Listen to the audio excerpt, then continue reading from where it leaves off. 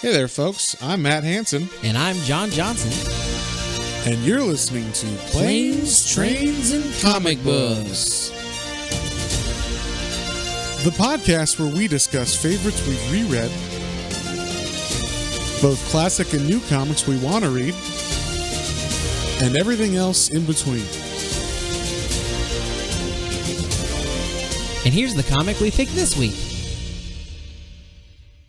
Hey there, everybody. Welcome back to another episode of Planes, Trains, and Comic Books. Today, we are stepping into a little bit of a heavy subject here. We're reading one of the most critically acclaimed comic books of all time. It is the well-known book known as Maus, M-A-U-S. And this is a book about the Holocaust, and specifically about the author's dad surviving through the Holocaust and World War II, and just his life in general. So, yeah. John, had you read this one before? No, I had not. We talked about it, I think, a little bit, and kind of like hinted at as far as like that it's Holocaust, but the creator takes some changes, like that's called Maus because that's German for mouse, which is he picks the characters he represents. I'm stumbling here. John's stumbling here. Oh, so basically, it's called Maus because he uses caricatures of the races, I guess, in the book, or the peoples in the book, to be different animals. So the Jews are mice, the Germans are cats, the Americans are dogs, the French people are frogs. Are there any ones I'm missing? The Polish people are pigs. Yeah. So those are the main ones that they show. I don't think they show anybody else. There are some bees in there that are supposed to represent gypsies, I believe, but that's not. Oh, I did not see those people that were bees. I didn't see bees. I think it was very like they were just like very. And that word is what they use in the book. In the book, yes. I'm not. Yes. Anyway, John, after you offend our traveler listeners, yes, trying to figure what was the word, what's the proper word we're supposed to use. Anyway, the beautiful Roma people. Yes. Anyway, so yeah, this book is pretty heavy, obviously, with the subject matter, and it is based on a true story. Obviously, it's based on Art Spiegelman, who is the writer. His father, Vladek Spiegelman, is about his life and his time with his wife in the concentration camp of Auschwitz, Birkenau, and he was also at Dachau for a bit too. So, it's pretty messed up as far as, subject matter. But it is one of the most critical acclaimed. It was in the news recently because, I don't remember what tried to ban it. Some school or something tried to ban it. Some school districts did. I mean, I definitely, I could see like maybe not younger kids. Yeah, I mean, obviously elementary schools shouldn't have the Holocaust book because, mice are in it or whatever. But like, I mean, high school, this should be in high school books. Yeah. Or high schools probably. So I don't see the problem with that. But, I don't know what the school was, or I don't really know what was going on, but I just heard, it's a thing now. And so people have been talking about it more. So I figured, Otaku Mike, our patron, voted to do a true life story. And this is one of the most well-known true life stories that's a comic book. So I figured we'd do that. And speaking of patrons, I'd like to give a shout out to our patrons. We got Otaku Mike, like I just said. We got Hoku, and we got our newest patron, Ed H. Thank you guys very much. Yeah, thank you very much. And as part of that, we are going to be doing our August patron poll next week. We're going to be voting on manga. We haven't read manga for a bit, so we're going to throw out 4 different mangas and let you all vote on which ones you want us to do. And we will be picking one of those from you guys. Well, you guys are picking it, so you guys will pick what we do one of the weeks next week. Yeah, so you have time to sign up if you'd like to become a patron. We got patreon.com/planes, trains, and comic books, all one word. Yeah, you can sign up. We still have some slots left on our superfan tier. Yeah, which is the Hellblazer podcast that I do.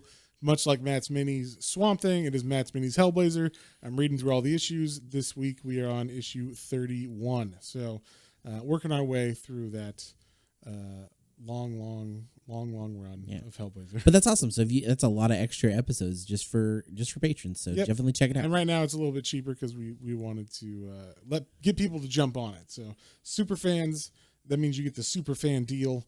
I think it's $2 a month. So check that out. We really appreciate your support, and it really helps us keep going, helps us keep the lights on. Keeps us motivated to do stuff. So, because while we love comics, it's nice to know people like what we're doing and get involved in picking stuff for us and whatnot. So, Exactly. So anyway, back to the comics. So, like I said, this is written by Art Spiegelman, who's like a cartoonist. I think that's how he refers to himself. He's not just a comic book maker or whatever. So, I think I don't know what this aired in or was put in first. I think it was in some kind of magazine. In like little sections, little chunks, like it wasn't printed as like a comic first. In like a graphic novel, but it is collected into 2 graphic novels now. One's like the before, or it's like before they get to Auschwitz, and then once they get to Auschwitz, it becomes the second graphic novel, which is Auschwitz and afterwards. So, so there's like a big lead up, and we're not going to go like we do for most of the books and like. Go like, okay, this is what happens in this story, because it's not really a story, it's a person's life, and there's a lot that happens. Like the dad is pretty specific in like what happens in the book, so, or like what happens in the life. So but it starts off, there's a progression, and I like the way they do this. We get like Art and his dad don't have the best relationship, and this book is almost it's almost like it's being written in real time. Like as you're reading the comic strip, the dad's talking about what he's writing about. Like, he's like, make sure you add that I did this. And then we see like he did that. Like, so there's a bit of like a meta aspect to it on that level. But it does jump back and forth between the 80s when this was written and when this was when he was writing it, and the 30s and through World War II. Wherever he's talking about. So we always start off each chapter with the dad and him talking, or Art going over to the dad's house and his dad being like, you want to help me with the windows? And then like he's like, oh, I don't, like I thought we were gonna do the book, and he's like, no, we gotta help with the windows. And like so he definitely does his dad well. And I mean by that I mean he's true to his dad. He doesn't hold anything back. He shows his dad's faults along with like his relationship and what it really is like, because it's not very it's not that it's not good, but there's definitely strains in the relationship. And like he just doesn't understand his dad. Like, why does dad penny pinch so hard when he's perfectly well off, and all this kind of stuff. And we find out as we go through the book that obviously a lot of it's due to the trauma of being in Auschwitz, whatever. It's kind of like, I don't know if you had, I'm sure you did, your grandparents were in the Great Depression or whatever. My grandparents, till they died, had, coffee cans full of pennies and shit that they would just keep all over the house. Yep. And pretty much anything that could hold money had money in it. But like, I'm not talking about like, hundreds of dollars. I'm talking about like pennies and stuff. Everything that was full of copper pennies or silver dollars or 50-cent pieces from like the like they had stuff that was from like the 60s in there. Like, oh yeah, that's how long they've been saving the stuff. Yeah, I remember sadly when my mom's mother passed. Like, we found a lot of coffee jars and shoe boxes and things with So I think that just comes with hardship, but then even magnify that to you were in Auschwitz or whatever. Yeah, living through the one of the worst tragedy probably has ever happened to a group of people. Yes, one of the worst genocides of all time. So there's definitely like an interesting character who is his dad. Like,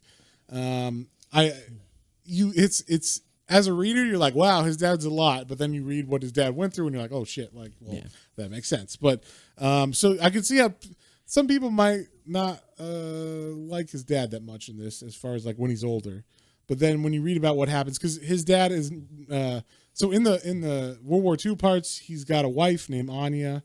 That's Art's mom, and she has passed at the beginning of this book. She killed herself or committed suicide. So, and she was always dealing with depression even before World War II and Yeah, everything. when they first got together, even they Yeah. said that she took medication to kind of help calm her nerves. Yeah. I don't know what the medication would be back then. I'm not sure. Laudanum or something.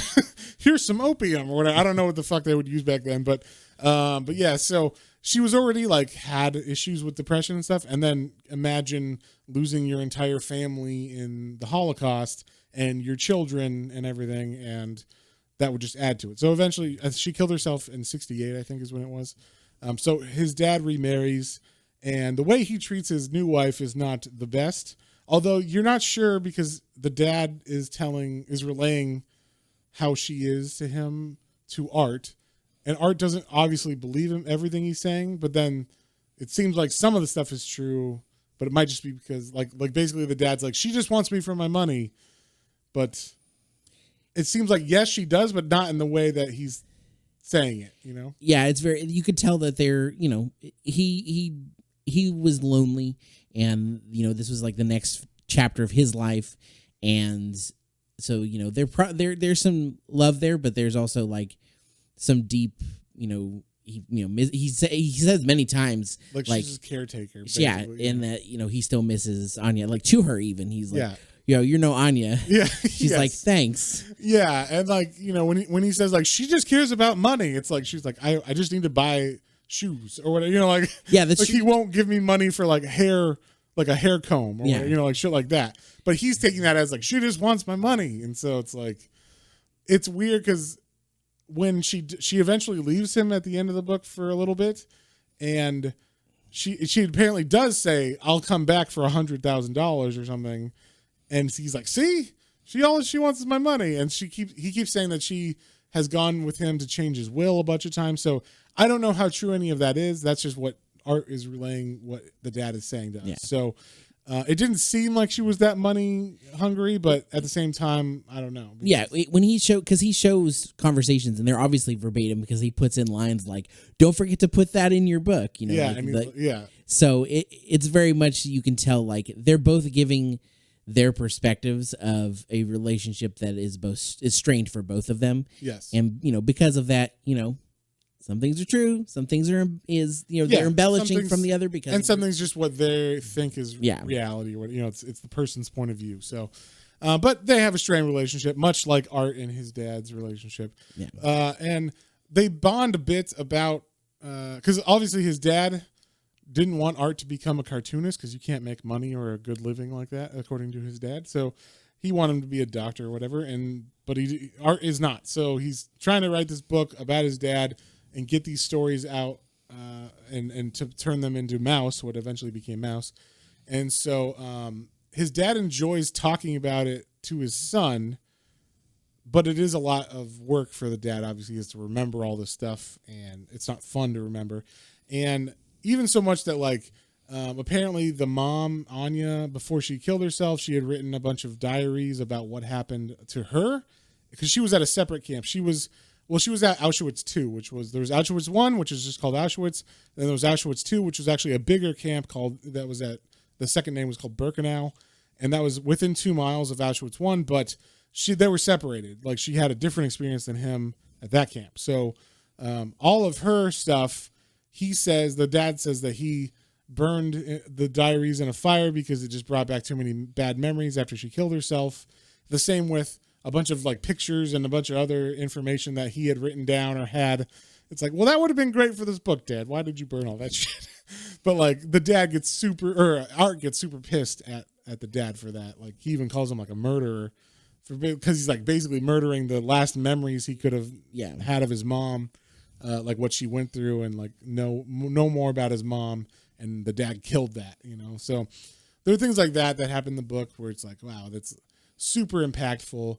There's even a section in the book that I really liked where Art, I think it's an actual comic that he published on his own, that's about him dealing with his mom's suicide. Yeah, that's not in the Mouse caricatures. It's like the actual comic that he did where you see him, but it's still a caricature, but it's like it's cartoony, but it's cartoony, yeah. But it's obviously a person or whatever, and same with everybody in it, and it's very like dark and fucked up, and it's like him trying to process all these emotions about his mom killing herself, and the way people are treating them and him, and how like the neighbors and shit, or the family friends in quotations, will be like, why didn't you do something better with your life? Your mom was so disappointed in you. Maybe she wouldn't have killed herself if you had done something worthwhile, or like shit like that. People were saying that to him. He's like, Jesus Christ.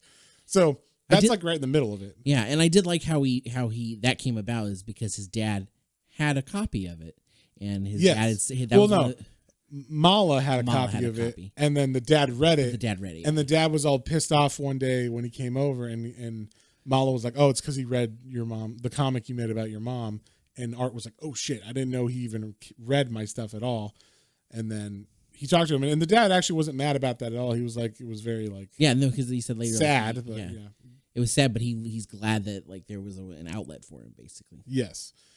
So a lot of this book that's kind of like the overview of some stuff that happens that we liked, in the book.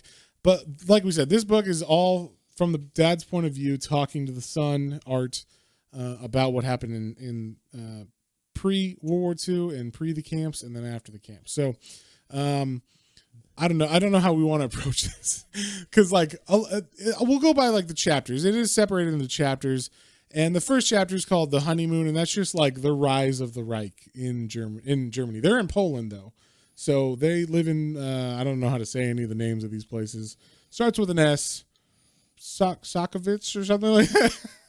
Starts with a consonant, ends with a consonant. Yeah. There's a Z and a Y and a C in there. There's a lot of words I will not be able to pronounce. I'll do my best. Yes. That town is just outside of occupied territory.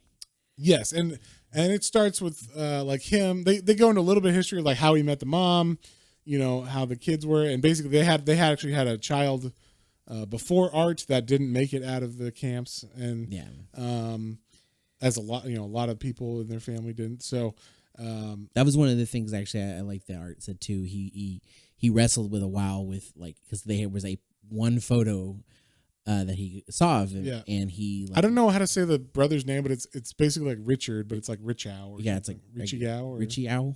Yeah.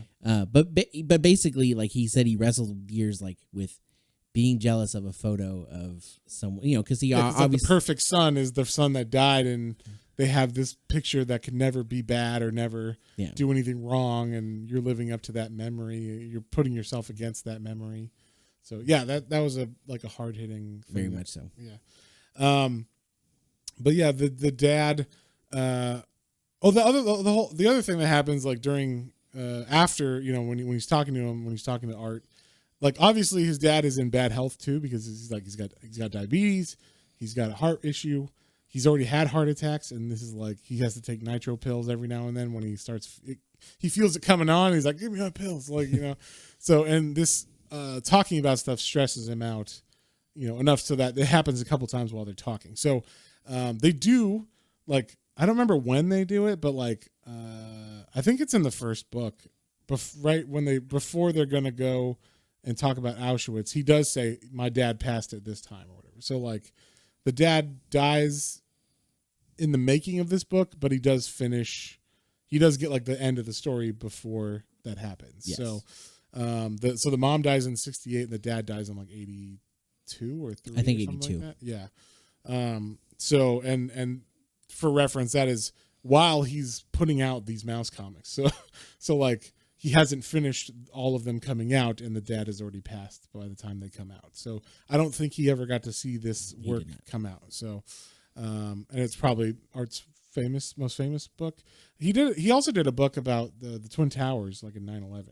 Oh wow! I think it's called The Towers, something like that. So that was when I was at the comic book store. I remember seeing that and be like, "Oh, okay," but I never read it. So he likes to pick heavy stuff to write about. So you got to be in the mood sometimes to read some of these heavy things. But yeah, they just go into in the beginning of this book, the honeymoon period, the early life of him and Anya, how they met, them having the child. Richow. I don't know how to say his name, but yeah. And then the rise of these Nazis, basically getting more political power. At the beginning of this, they're not quite. It's interesting how it's they're not too worried. They're kind of well, it's not a big deal or whatever. That's them over there in Germany and stuff. And then when the war happens, because there's a Polish war first, as we all might know. I don't know. Germany invades Poland, and that's what kind of started World War II in Europe. Is Germany invades Poland, they overtake Poland within 2 weeks or whatever, and Vladek got drafted into that army, of the Polish army, to fight against them. So when they overtake the Polish forces, it's like, okay, well, now the Germans are now occupying us, and now it's more real. But even with that, they're like, this war is going to be over soon. Like, like it still seemed like they're not sure exactly what's happening. Yes, people are saying they haven't, like, the Germans haven't quite like established their Jew policy yet, so they're not like killing people or taking away things yet from Jews. They're just kind of like, oh, we need to see your papers at first. Like, you need to register here or whatever. And, like, you know, you have a work visa, stuff like that. But then eventually they do take all the stores from the Jewish people in the town and make it so they have rations that they're given. And you only get so much bread, or you only get so much butter every week or whatever, things like that. So that's like when the hardships really start, is when they start imposing these, what would that be called? I don't know. Laws, I guess, just for Jews. Yes. And this is where, like, the family, you get to see, like, who is your friend or not, like, because they're in Poland, so they're around Polish people. Some of them are really nice, some of them are fucking assholes. Some of them are like, oh yeah, you can be in here, or I'll give you some stuff. And some of them are like, hey, there's a Jew over here trying to buy extra food or whatever, you know, like, they'll tattle and whatnot, and backstab and stuff. And even other Jews, like, they tell or they work for the Gestapo, like, they're part of, they had like Jewish police. Yeah. And so, like, it's almost like they're like, those people thought maybe they're doing good because it's, at least it's not Germans being the police for our area or whatever, but they're working for the Germans, and they have to report people and stuff. So they are, you know, inadvertently or advertently, I guess, you know, in charge, or responsible for people's deaths and things like that, or people get taken away. Also, at this point in time, you know, they're only hearing stories about, you know, once they get, like, fully taken over and everything, they're hearing stories about, oh yeah, did you hear, like, in this town far away, Jews got shipped out somewhere, but we don't know where.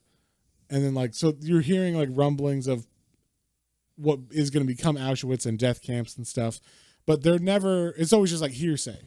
Like, until they actually get there, there's never, like, confirmation that this is what's going on. Even when they're getting shipped, like, they separate the old from the young, and women with too many children, you know, from the strong men or whatever. It's because they want the men to work, and anybody who can't work is useless to them. So they, you know, that they go to the death camps, but they don't know that. They just separate them onto a separate, different train that's going somewhere else, and then they never see those people again. And, you know, it's war, so you're not necessarily like, oh yeah, they just, like, sent them to a furnace or whatever, and are burning people. Well, and they're right around that time. This is when they give their child to. Yes. Well, there was two parts, right? Yeah. There was a section where they could have, like, when everything starts to really heat up, they're like, one of our friends said, hey, we'll take your kid. You can leave him here. And they were like a Polish family or whatever. So it was like, oh, they'll be safe here. And, like, you know, you can come back after, you know, hopefully you get out or whatever they're going to put you. Like, once again, they didn't know they were going to death camps and stuff. Yeah. They were just like, we're going to go somewhere. They're going to put us in a camp or a prison or a work camp or whatever, or a factory to work in. And then whenever the war's over, you can come get your kid. And they were like, no, we don't want to do that. So then they brought the kid with them. And then the next time they tried to do that, like, another family's like, we'll take him. And they're like, okay, you go. They did not make it out. They sent their first son away with another family that was trying to get out, and they did not make it. So no. Yeah. And unfortunately, they were saying the mother of that family didn't want anything bad to happen to the children, so she ended up killing all of the children. Yeah, she poisoned them when they were getting, like, raided by the Germans to be taken away. She was like, no, we're not having any of that. Like, here, everybody take poison. So I guess that's, like, the best way to go if you're a kid. And, you know, I'd rather not go to Auschwitz or worse because they were talking about, and this is like heavy, so trigger warning or whatever, but like, they were talking about that the Germans would come and just like pick up kids by their feet, so like babies and infants and toddlers and shit, and just like smash their heads, like whip them around and smash their head on the ground just to kill them. It was like, okay, that's fun for today or whatever. Like, just shit like that could happen where. Yeah, it made them very nonchalant about it. Just like, oh, we're out doing our, not even like job. It was more like, not necessarily fun. They were having fun. They were definitely taking pleasure in, like, these are not people, and we have all the power. Yeah. So, as you do when you're a police of a authoritarian state, you don't care about other people. And one thing I thought was interesting is the dynamic of the survivors in this. Like, very rarely do people do things out of just the kindness of their heart, which you get because everybody's risking their life. Like, if you're going to hide in my house, like, what can you give me? So, like, I'll let you hide in my house, but, like, can I have some gold or a watch or extra food or whatever you got? Like, you have to bargain a lot to get this going. And that's basically how the dad survives in this, setting, even in Auschwitz and everything. He is able to make the right decisions and barter with the right people, and like not barter with the right people as well. Like, he decides, he makes all the correct decisions except once that I could think of, which is actually how they get sent to Auschwitz, or how they get found, I think. Oh yeah, that's right. They try to go to Hungary, and they pay some people that are Polish to like get them across the border to Hungary. And when they're on the train, it turns out those people just took their money and then were like, hey, there's Jews here. And so that's how they end up getting caught and sent to the camp of Auschwitz. But before that, they were just living in Poland in the ghetto that the Germans set up for them. And then it was kind of interesting. You think like, okay, either you're in the ghetto and living, or you're being sent somewhere. I don't understand how the Germans are like how do you hide? And then the Germans are like, oh, there's no one in that house. And then the next day there is people in that house. And like, oh, I guess we missed someone or something. Like, it seemed like the Germans, you're allowed to live there. And if the Germans do raids at night, then you better hide. And then if they don't catch you, then the next day they're like, okay, we didn't catch you. Like, it seemed like that's kind of what was happening. Like, only specific groups of Germans would round up people for these train camps, or these trains that are being sent to the death camps sometimes. But then the regular Germans that are there during the day aren't the ones sending you to the death camps, but they're definitely not nice people or whatever. They're still guarding you and shooting you for fun and doing horrible things. So, because there was that one that talked to him at one point. And I'm trying to remember what he said, but he asked him about something, and he spoke. It was because he spoke German. German, that's right. Yeah, because he was quite learned. He had that was another thing. Vladik could speak Yiddish, Polish, German, and English, so that helped him get what he needed a lot. Because a lot of the times they're like, if you can't speak anything and you're not, strong enough to work, then we don't need you. So even if he wasn't strong enough to work, because a couple times he had like typhus and stuff like that, or he was just so malnourished he couldn't work, they were still like, oh, we need you as a translator. So like that also helped, being prepared for the situation that, might arise, just helped out that he was able to do that. And that also is like one of the reasons why he survived. That's also a reason why Anya survives, because his wife also does survive. And she was able to like speak English and stuff too. So that helped.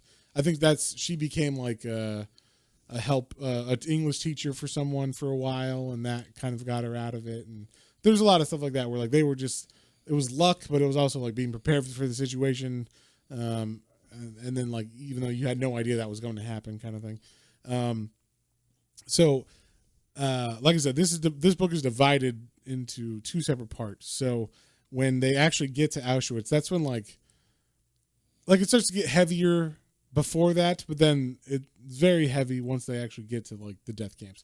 He does this thing where even with his little brother, when he was talking about the picture on the wall that he was like living, he had no way to live up to, he shows the real picture of his brother. Yeah. So like while there's caricatures of mice and cats and stuff that kind of makes it more palatable, he would show pictures of what was actually, you know, what the people look like, which makes it just, you know, infinitely more real and hard to process, you know, because it's like, well, that's the actual baby that died. That's what his dad looked like, you know, right after he got out of Auschwitz. Like, that's crazy. And then another thing that he showed was like how he does a couple diagrams of like certain buildings and stuff, and he showed like how this is how we would build a hideaway in a building that we were hiding at, and it would show like, here's a cutaway, and you see like the building as if it was cut in half, and you could see like, here's the coal, like where we do the coal, and then behind the coal we built a fake wall, yeah. And this is where we hide. And because the coal's in front of it, the dogs would like sniff and go crazy, but they could never understand. No one was in the coal, but they didn't think to look behind the wall that was fake or whatever, like that kind of thing. So he does that, and then he also shows, like, I guess the dad actually drew these out for him, and then he like cartooned them up for the comic. Yeah. But he also shows what, because he had to go into the ovens at, is it at Auschwitz or is it Dachau? I think it was Dachau. I think at Dachau, he has to go into an oven where they were killing people. So if you don't know, I mean, we cover this lightly. Yeah. So in these death camps, they would work people until they were sick or whatever, or they would experiment on people and stuff. And then once you were too sick to work or be of any use to them, they would put you in. They would say, "Oh, we're going to take you to the showers, and you're going to clean off." And then they were fake showers, and they would actually release a gas called Zyklon B into the shower room, and then they would wait till they stopped hearing noises coming from the shower room, because the doors would lock, obviously, when that happened. And then with all the dead bodies in the shower room, they would there was another part of this building that was basically like a crematorium, and those are the ovens that people talk about, that they would just cremate people 24/7. There was black smoke coming out of these by burning bodies 24/7 for, you know, however many years, 6 years, 8 years, whatever it is. And very long time. There's a constant supply of people they're bringing in. I think they said in Auschwitz 1, there was 10,000 people there, and Auschwitz 2 had 40,000 people. And then I can't remember, like they were saying like at the end when they were in Dachau, they were bringing in like 100,000 people, you know, a week or something like that, like a crazy amount of people. And they were like trying to, before anybody, like, because they were losing the war by that time, like before anybody found these camps or found the Jews that were there and other people, they were like, we just need to kill them all. So like, we can't wait for this oven to burn people. So we're just going to have them dig trenches that are super deep, and then we'll just pour gasoline on dead and living people and light them on fire. And then, you know, we'll take the fat from the bottom of those pits and then throw that on top of more people that we put on there as like fuel or whatever. It's super fucked up. Yeah, they were just murdering people to murder people before the war ended, kind of thing. So it's kind of amazing that the dad was at all three of those camps. Though the dad and the mom, I guess, because he was at Birkenau for like work, because they were close enough, and he was like, "Oh, I'm going to go repair someone's shoes over there." But he wasn't at Birkenau, or is it Birkenau or Birkenau? I think it's Birkenau. Auschwitz 2. We'll call it Auschwitz 2. So he only went there to work, but his wife was actually there permanently, and so it's kind of amazing how both of them were able to get out, and he even was the one who got his wife out, because he had to make it. I can't remember exactly what he did, but he said like, oh, he was talking to someone in Auschwitz 1, and he was like, can you, or because he was working in a factory in Auschwitz 1. So he was like, hey, my wife knows how to sew clothes or whatever. You think maybe she could come over with the other seamstresses and, work, and she'll be great. And so that's how he gets her out of there. And he has to pay off every time. He has to pay people off for that. They said, so they would get rations of like, you get 3 cigarettes and a crust of bread that's like literally like crunchy and, totally stale. And then like some water or whatever it was. I don't even think it was water, but yeah, you just get soup. That's what it was. You get soup. Yeah. And they said the flour was mixed with sawdust and stuff. So like they're eating like wood chips basically. and but his wife was having trouble in Birkenau because she was not only was she had like depression issues and anything before that, but she didn't know if her husband was alive once they got separated, and so when she eventually was able to find out that Vladek was alive, and he was able to find out her that she was alive. So they were able to like send letters and stuff, and he had to like save up like 200 cigarettes and a bottle of vodka. Like he had to trade those cigarettes for a bottle of vodka, which then let him pay off this guy, who then talked to that guy, who then was able to get his wife transferred. Like you said, like it was all the right dealings that he did, and he was very specific and careful with the rations that he got all throughout the thing. Like he would like not eat on purpose, but somehow he was able to like live through that. I think the worst thing that he got was he eventually at the end they all got typhus because they were covered in lice, and that's how typhus is spread, I guess, or one of the ways.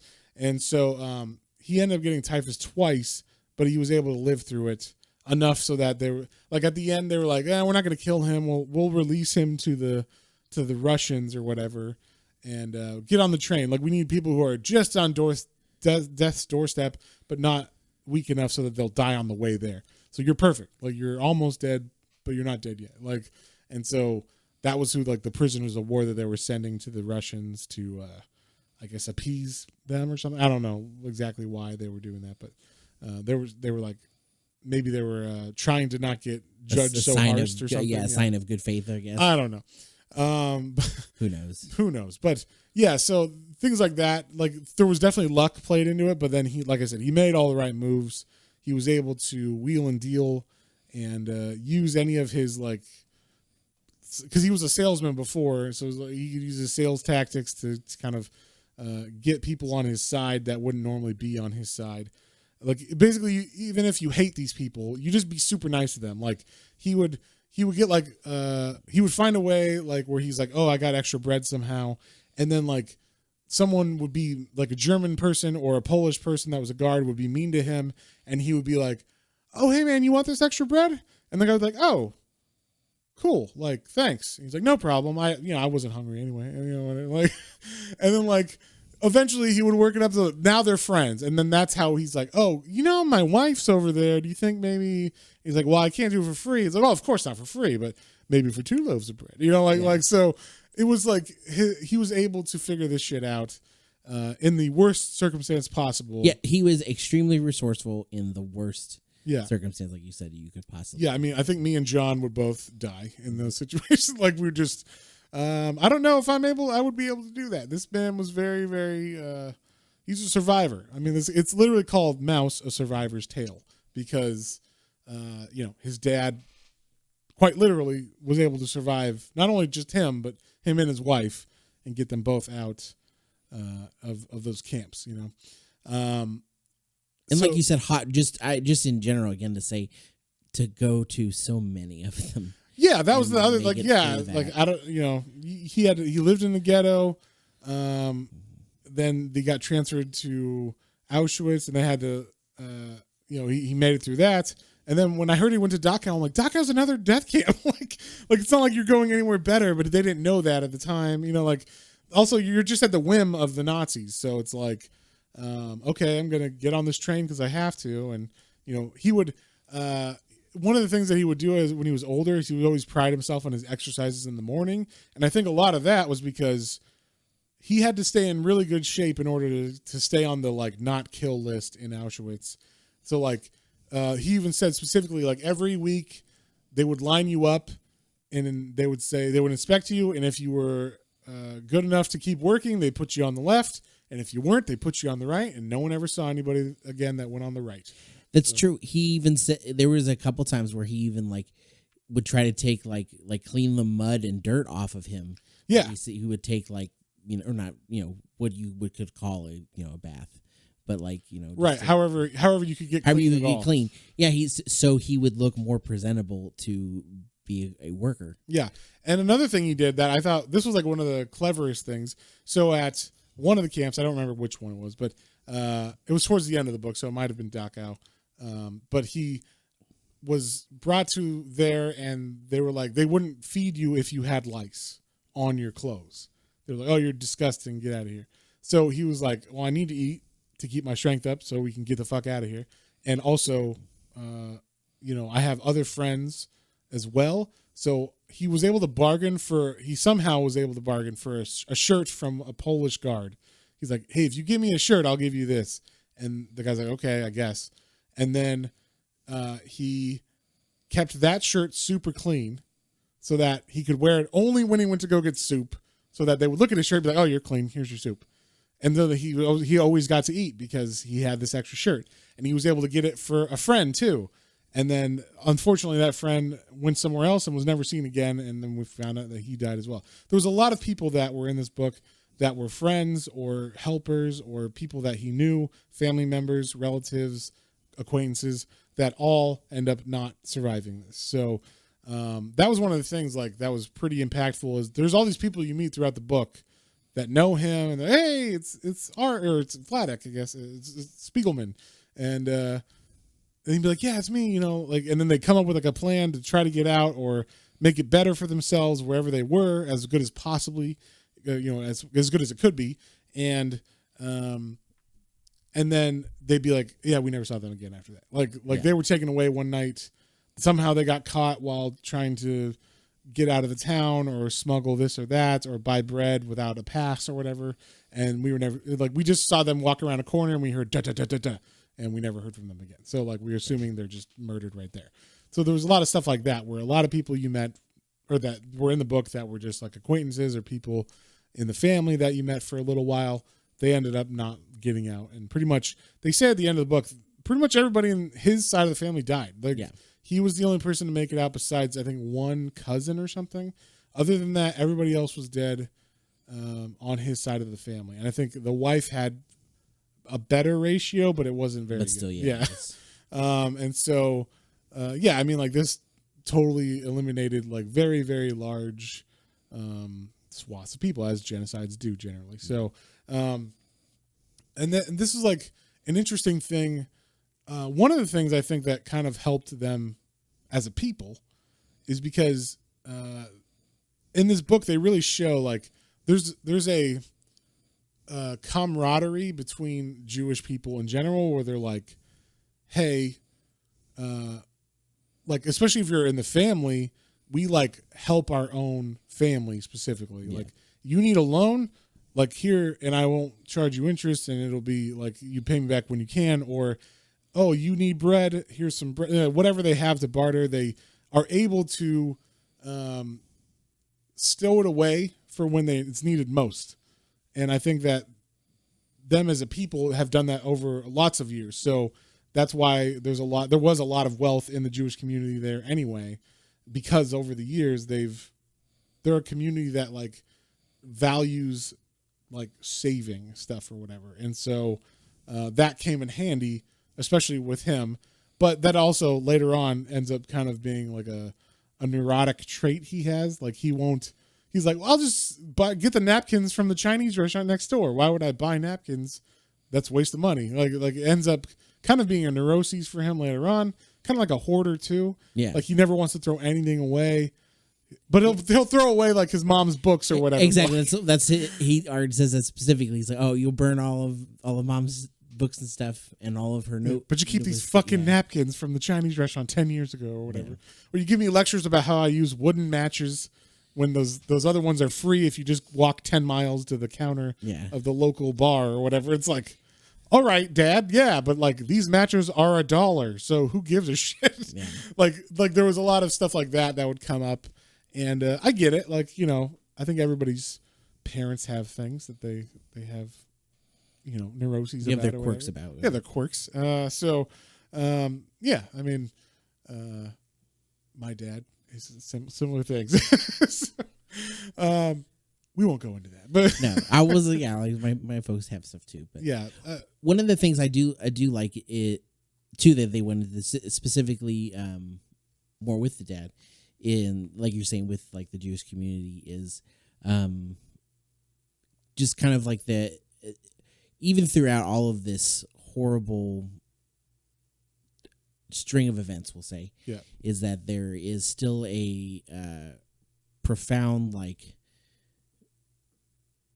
feeling of hope There's a lot of. I don't even know if it's hope. It's more of like we must go on because we must. You know, okay. like just a drive that's there. I don't know if it's a religious thing, or if it's just like, it might be a religious thing because they're like, we're God's chosen people or something. Yeah. I don't know, but they also have that history of like, in the Bible, they're like they suffered in the desert for 40 years, and and there were slaves in Egypt and all that stuff. So that's definitely in their historical culture of like we are able to persevere through hard times, and when they come like they did in the 40s or the 30s and 40s, like they still have that mindset as they had back then or whatever, back in the biblical times or whatever. So I don't know if it's necessarily like a hope, but it's definitely like a will to survive or like a drive to not give up or whatever. Like that seems. It might be better. Yeah, because I don't know if it was ever hopeful. Like I never heard him be like, "We're definitely going to get out of here." Like, no, but just like I guess I took it as like you said, like it's like survive. Right. You do what you can. You do everything you possibly can to survive until you can't do anything anymore, and then you're dead. So like some people would call that hope. Still, I think like you. Maybe it's not hopeful, like a cheerfulness. I guess in the underlying, it is you want the will to survive. Yes. Like there's a hope that you will survive, so you don't give up. I guess that's the underlying thing. But when I think hope, I think like a positive drive, like that you're literally being like, I am hopeful that this is going to end soon. Like I'm sure nothing bad's going to happen on that train, or like. Yeah. Surely someone will come along and save the Simpsons children. Exactly. And then they fall into a blender. Like, yeah. So, I mean, I think we covered most of everything that happens. They definitely, the end of this, like I said, the dad, he passes, like he mentions that he passes like halfway through the book, but then the dad's story and him talking to his dad in the early 80s, late 70s continues. So like they just mentioned like he does pass. Yeah, you see more of his decline too. Like, yes. After his newer wife Mala leaves at that one point, they go to like see him like right after that happens, and he already wasn't doing well, and he's like, oh, so you guys are here to stay, and they're like, no, we're here to stay for a couple days. And he's like, no, the summer. Yeah, and no, it's the like, summer. No, like I don't want to stay for the summer. And then later on again, again we're a few more years down the road, and again he's definitely not doing as well. And I could never tell if there were years or months. Like it didn't seem like it was necessarily years, but I thought it seemed like maybe it was years. Maybe it was a year. I mean, at least a year, maybe. I don't know. It definitely seemed like some time had passed. But I like that. So he was in Florida, and then he has. He fakes a heart attack. He fakes a heart attack. Yeah, he calls him and be like, I'm having a heart attack. And then they fly down there. He's like, no, I'm not. I just wanted you to come down here. Yeah. But then when he goes to the when he goes to the hospital for. I think he actually does have something happens where he has to go to the hospital. I can't remember if it's it's not a heart attack. I don't think. No. It was like a scare or something like he. But he gets, like you said, he got Mala to come back for a bit of time, and then they're like, okay, well we'll just go up to New York to get better, and then they're like, okay, well we're gonna stay up here. Yeah, we'll stay with you. We'll stay with you now. Yeah. It's like, no, we'll find a place for y'all. Yeah, here. That was one of the things. Like Art definitely didn't show himself in like a spectacular light. We'll say, he was definitely like honest to how he felt at the time about his dad and about staying around his dad, because I think a lot of people would be tempted if they're writing like a biography of their dad to at least maybe lionize him and also yourself. Like if you're writing a book with you in it, you're going to be like, I'm fucking awesome. Oh, Dad, of course you could stay with me. You know what I mean? Like you want to be the hero of the book or whatever. Yeah. And Art doesn't fall into that trap. He tells it like it was, I assume. It keeps an arm's length. Like, yeah, we'll figure it out. Look, I had faults too, right? Yeah. Like, so yeah, I like that he does that. He's not. You can tell like this is pretty real. Like, yeah. There's some other comics that, and I was talking to John about this. In general, it's interesting that in the comic book medium there are many Holocaust tales and stories that are true, and some are just made up, but they're like trying to capture the events as real as possible. And there's one by Joe Kubert called Yossel. There's one, I think it's actually called Auschwitz by like, I think a French author, but yeah, like it's an interesting thing that I noticed when I worked at the comic book store. There's a lot of Holocaust material, or just like Jewish stuff that highlights anti-Jewish stuff or things that were done against Jews in comics. And I think that's because a lot of Jewish people are in comics. I mean, the people who created Superman, Joel Shuster and Joe Simon, is that right? I think it sounds right. Simon Schuster. I think that's right. They were Jewish people. Superman is like a Moses myth, in like a different context where, like, you take this baby, you put him in a basket, and you send him space basket somewhere, and that somewhere is Earth. Like, so there's definitely down the Milky Way. Yeah, yeah. So there's definitely like some Jewish lore in there, and then also like Stan Lee was Stan Leibowitz or something like that. He was a Jewish person. Or he is a Jewish person that, or what? He's passed. I'm sorry, he's passed. So, he was a Jewish person who changed his name to be Lee to like make it easier for him, I'm assuming, to be in the industry, kind of thing. So, and he had a brother who wrote comics as well for Atlas Comics, who didn't change his name. So, like there's just a lot of Jewish people that have been in this, and that makes sense that they would want to tell their stories in the way that they tell stories, which is the comic book medium. So. It's interesting because you think of comic books are for kids, especially back then, in the early 80s, late 70s for this. And then also even before that, you're talking about, Stan Lee, Marvel Comics, Silver Age, stuff like that. So, the fact that towards when indie comics started becoming big in like the 80s, 90s, that's when a lot of these stories started coming out by Jewish creators that are about the Holocaust or about, like, Will Eisner did The Plot. It's called The Plot, and it's about like just the hatred over the centuries against Jewish people. And so I think it's also called like The Protocols of the Elders of Zion or something like that. Yeah. And so that's like, it's all about like where people get this idea that Jews are plotting to take over the world or something like that. So it's like the history of that concept, but from a Jewish point of view, where he's like, here's where they got all that, and this is why it's wrong and all that. So very interesting, though, that this medium specifically is very Jewish, culturally centered kind of thing, just because a lot of Jewish people were artists or drew and were creators of comic books. So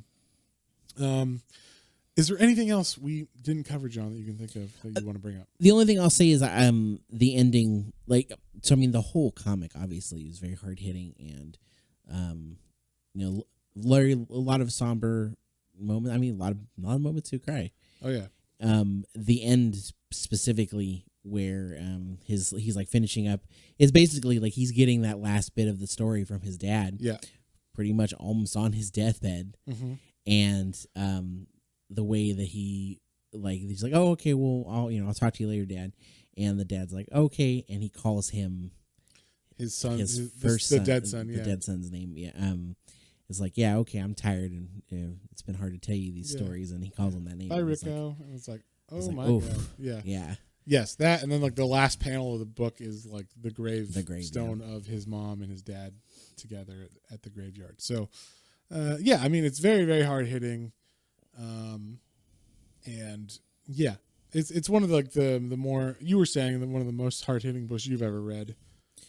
For comic wise, for sure. Yeah, I even think just in general, book wise too. Yeah, it's one of the most hard hitting stories I've read, and especially like just the medium itself. Like I said, when it's the caricatures of mice and cats, it makes it more palatable, and then he hits you with like the real picture of his dad, or the real. The story about his mom that's actually like drawn as humans or whatever. Like, so I like the way that he did that. It came in at very poignant moments, and it was good. It was really, really hard hitting and good. A book like that I've recently read was called like Monsters by Barry Windsor Smith, and we were going to do that sometime, but we're not going to do that for a while because this was very, very hard hitting. I know I need a little bit of But Monsters is one of those books as well that was just like, what the fuck? It also deals with World War II and the trauma from that. And so yeah, it's just like just seeing what war and like horrible things do to people, and what horrible things people do to each other are, it's very, very hard. And he did a very good job of translating those very deep and heavy concepts onto the page in a comic book. So this is definitely something I would, tell anybody who's in high school and above to read, and, for history class or whatever, like something like that. But, in colleges, this should be like broken down, and I'm sure it is studied in a lot of colleges, but I'm sure. And there's actually one other thing I wanted to bring up because I was curious because I mentioned it a couple times, and it from my understanding, this is my very light research, was when they mentioned the Parsha's trauma. mm-hmm. I guess that that specifically is like a crux of like holding up a lot of like so weight on your back basically, or a lot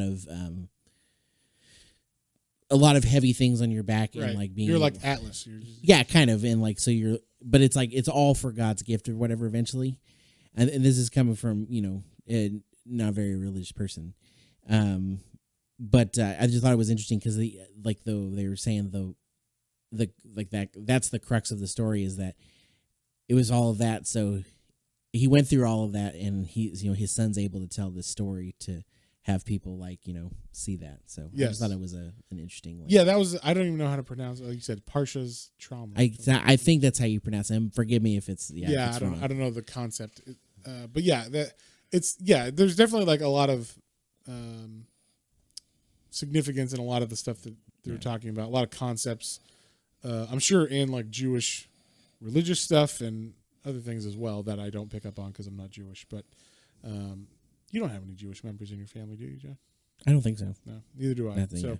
I've only read about it, watched it, and you were saying that like you haven't actually read or watched a bunch of like many things about the Holocaust. You know about it historically. Yeah, and I will say I've been to the Holocaust Museum in Washington D.C., and that's a very, because you go when you go there, I definitely suggest to anybody that goes, if you can handle that, because you see a lot of that story of everything that happened. But usually when you go, they give you like a little quote unquote passport, and it's of a person who died at the Holocaust, and you get their story as you go through the levels of this museum.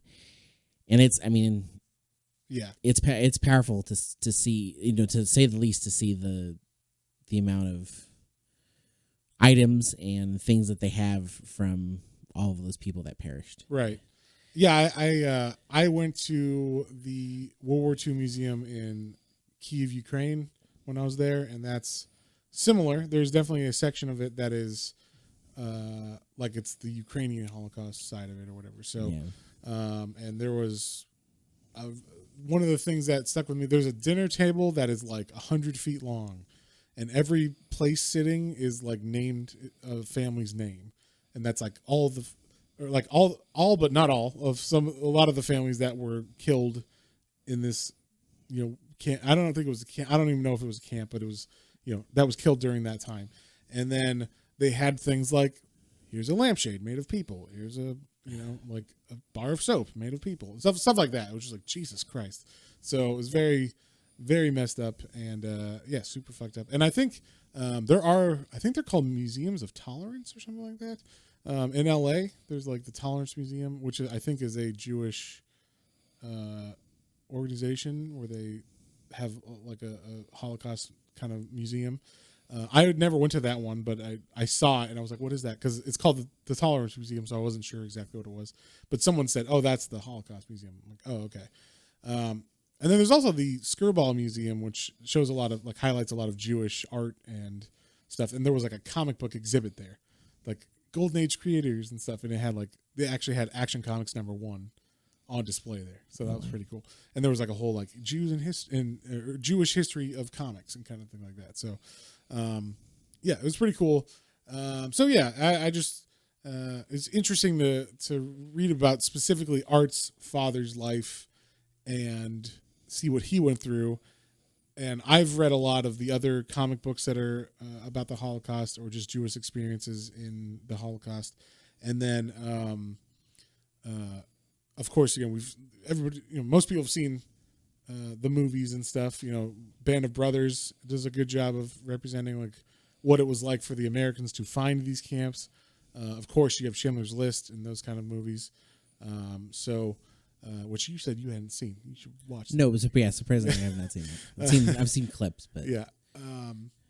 So obviously you got to be in the mood for it. It's a heavy movie, obviously. So, but yeah. So I think we covered it all. This is a fantastic book.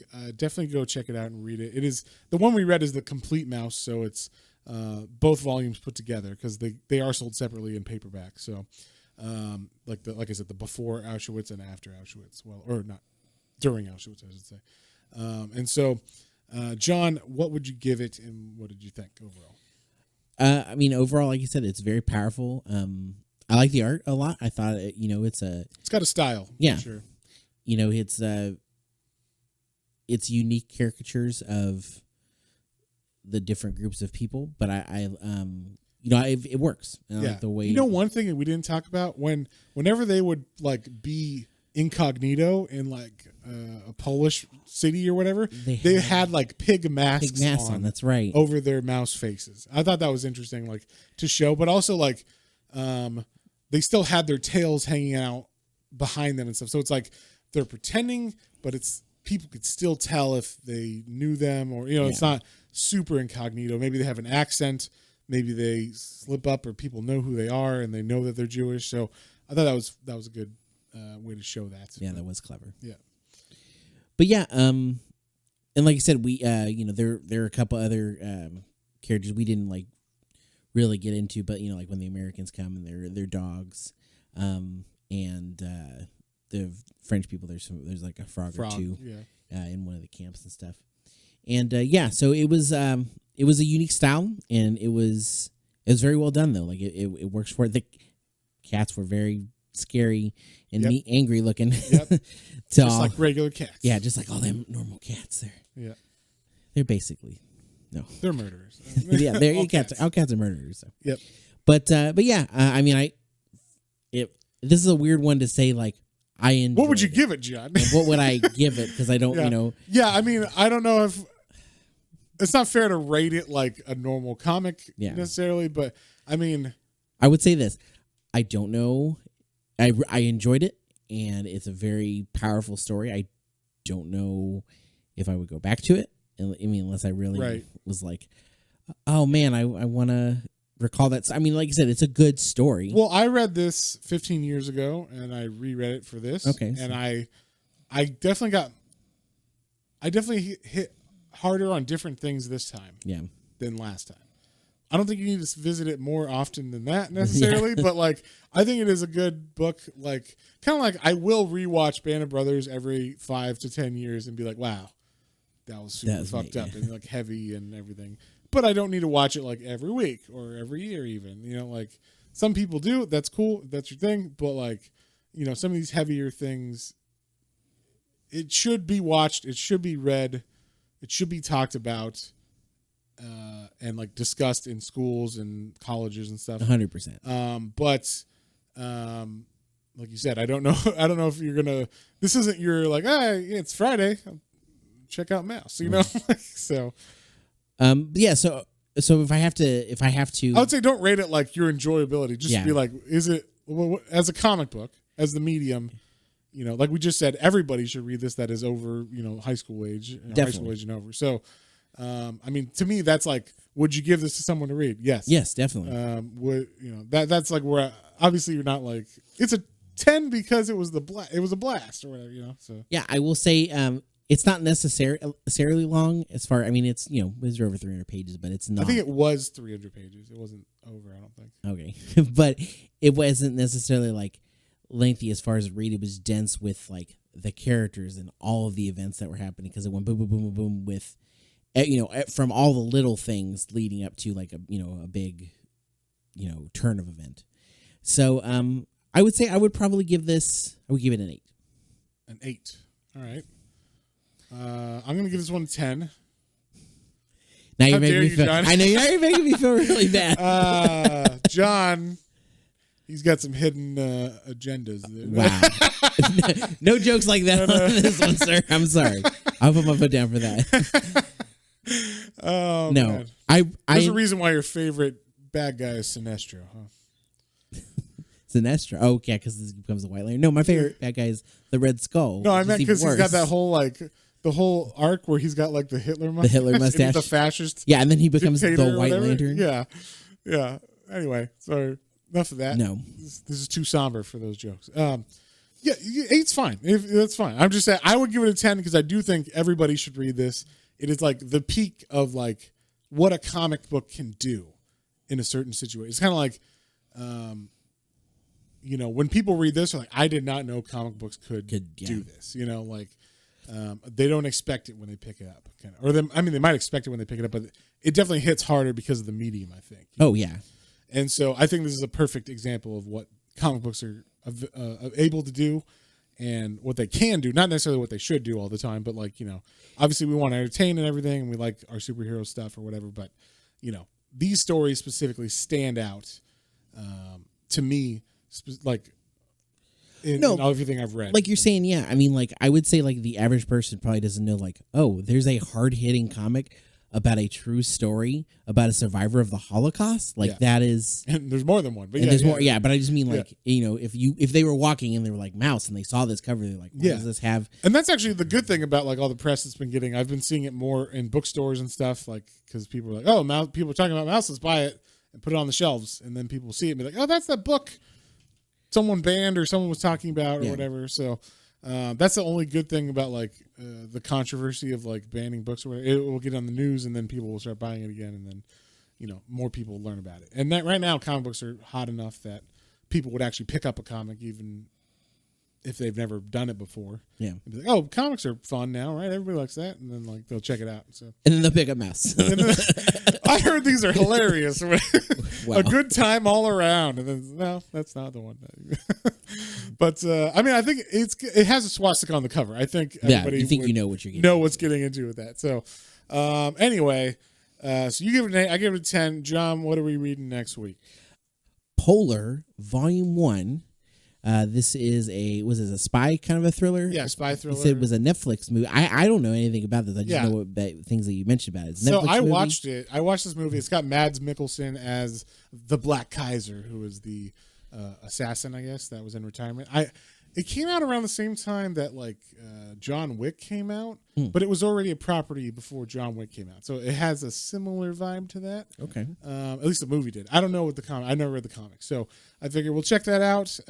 It's quite like the format. It looks like it's like it's longer. like widescreen. Yeah, yeah, it looked cool. Comic. So I figured we'd check that out. So and then like we said, next week we are also putting out our Patreon poll for the manga we're going to read this month. So definitely check that out. And if you would like to vote on that, you can become a Patreon member at patreon.com/planes, trains, and comic books, all one word. And if you guys have any comments, questions, or suggestions, you can email me at planes, trains, and comic books, all one word, @gmail.com. What's a comment? Shut up. Don't forget about our Twitter, Instagram, and YouTube channel for exclusive content as well. We've also got our TikTok out there for quickie updates. So yeah, with that, I guess we'll see you on the next one. On the next one. Bye.